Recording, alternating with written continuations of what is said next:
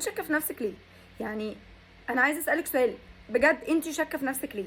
يعني انت شايفه نفسك ليه مش حلوه؟ شايفه نفسك ليه ما تستحقيش حاجه كويسه؟ شايفه نفسك ليه في مكان اقل من اللي انت فعلا تستحقيه؟ بس انت والله العظيم عندك حاجات فعلا انت حلوه فيها. تقبلي اختلافك مهما يكن، تقبليه زي ما هو. انت كونك انت ربنا خلقك مفيش نسخه تانية منك، ده في حد ذاته تميز، ما تتبسطي بيه. يعني اللي بيقولك ان ضحكتك صفرة، ولا صفرة بمعنى ان اسنانك صفرة يعني، او بشرتك مش صافية، او عندك مشاكل في الحبوب، انا ما بتكلمش بقى على ان احنا نتجاهل المشاكل دي ونمشي فاردين ريشنا بان احنا متجنبين المشكلة دي ومتجنبين حلها. لا معلش، احنا هنا ده مش ثقة في نفس، دي حاجة تانية. انا بتكلم على الناس اللي فعلا مش متقبلة نفسها وعايشة طول الوقت في دوامة انا مش كويسه، انا مش احسن حاجه، I'm not good enough، انا ليه وعلى ايه وعشان مين؟ يعني احنا حطينا نفسنا ليه في اللوب ده؟ ليه عملنا كده في نفسنا؟ يعني ده سؤال فعلا يستحق انك انت تقفي قدام نفسك كده وتقعدي تجاوبيه. انا ليه عملت في نفسي كده؟ مين اللي وصلني لده؟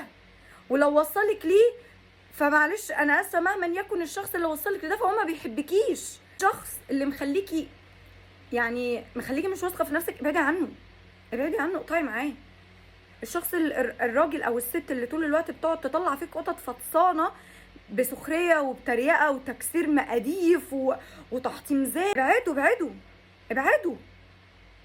اي علاقه انت مش حاسه ان انت فيها ذات قيمه وقيمتك عاليه ومتقدره، مش شكلك ولا لبسك ولا مالك ولا شغلك ولا اي حاجه من الحاجات دي هي اللي بتديك قيمه. طول ما انت بني ادم نضيف من جوه، طول ما انت بني ادم نضيف من جوه، طول ما انت للمره الثالثه بني ادم نضيف من جوه، دي لوحدها قيمه. طول ما انت بني ادم مش مؤذي، دي لوحدها قيمه. الحاجات التانية دي احنا بنشتغل عليها وبنطورها وبنبقى احسن فيها، ودي حاجات حلوه. ما بقولش ان احنا ما ينفعش، يعني ما بقولش ان احنا ما تبقاش عندنا، لا لازم تبقى عندنا، بس ده مش معناه ان انا لو انا ما عنديش الحاجات دي ابقى في حاجه في علاقه مخلياني مش مقدره قيمه الحاجات اللي معايا. ايه يا جماعه؟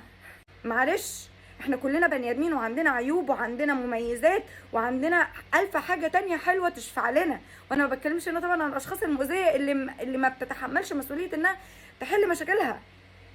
معلش انا بتكلم في الناس. معلش انت لو وصلت لمرحله انك انت تقعد تقول لنفسك انا مش كويس، انا مش حلو، انا وقاعد خايف ومتقوقع حوالين نفسك، انا ما بتكلمش بقى هنا عن امراض نفسيه، انا بتكلم عن فعلا حد هو فعلا مضغوط عليه جامد قوي بيحاول يخرج من اللي فيه ومش عارف. فانا جايه اقول لك انت ما تستاهلش ده، ما تستحقش. ضحكتك سواء كانت حلوه وحشه، اسنانك مطرمه، بشرتك فيها حبوب، ما بتلبسيش احسن حاجه، كلنا نستحق نتحب زي ما احنا، بس احنا نشتغل على نفسنا. يعني قصاد ده انا بشتغل على نفسي. يعني معلش انذر سايد للموضوع، يعني بنت تبقى حلوه وعسوله ومقطقطه وضحكتها جميله ولذيذه وتيجي تكلميها عن ثقتها في نفسها تقول لك انا ما بثقش في نفسي. ايه يا جماعه؟ امال مين اللي المفروض يثق في نفسه؟